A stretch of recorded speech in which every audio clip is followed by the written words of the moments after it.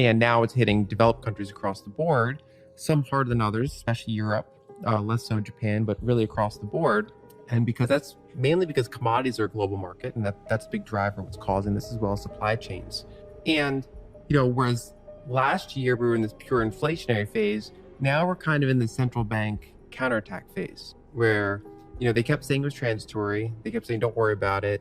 This will be, there's base effects and things like that. And some of the base effects were real, but they were sugarcoating the type of inflation that we were actually getting and probably about to get.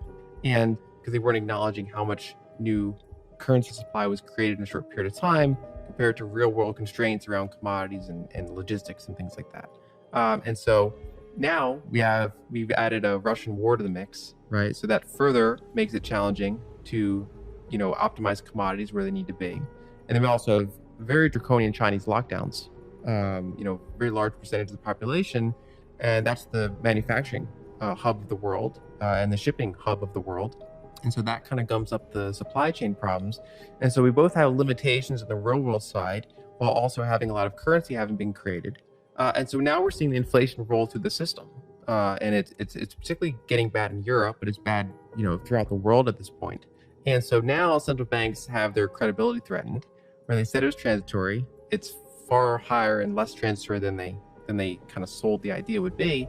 And so now they're in the phase where they're trying to tighten policy, but the whole point is that unlike, say, the 70s, there's so much debt in the system that trying to tighten policy is kind of this temporary thing where they want to act like they can stabilize this whole thing. We can get back to positive real rates. We can totally normalize this. But the problem is that the only way for the central bank to push back on inflation is to reduce demand. They can't print oil. They can't print copper. They can't print ships. They can't, just magically create new pipelines and get all that stuff where it needs to be. And so they say, okay, there's a supply side constraint. We have high inflation.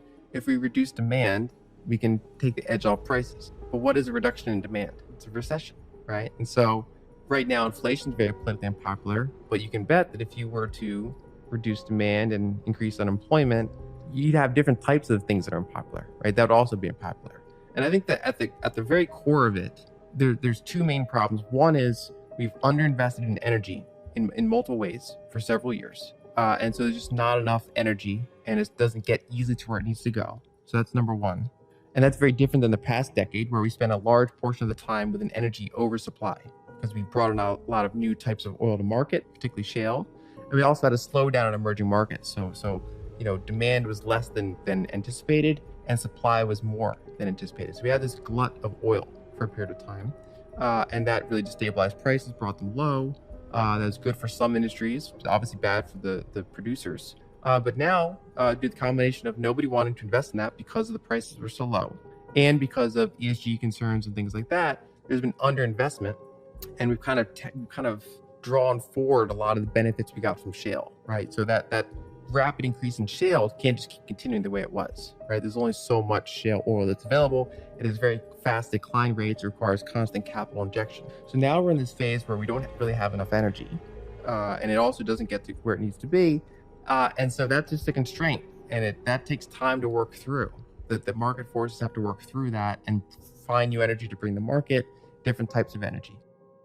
And of course, the other one is the whole supply chain. So for the past 10, 20, 25, 30 years, we've had this period of persistent globalization where, we're finding these big pockets of labor throughout the world that were previously relatively unused in the global market sense and optimizing that, or geographic arbitrage, where you say, okay, so instead of having this expensive factory in, Detroit, we'll go ahead and move it to China, right? And so you arbitrage that labor cost difference.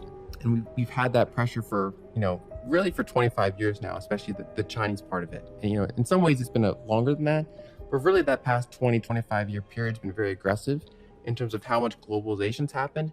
And that's been a very disinflationary force.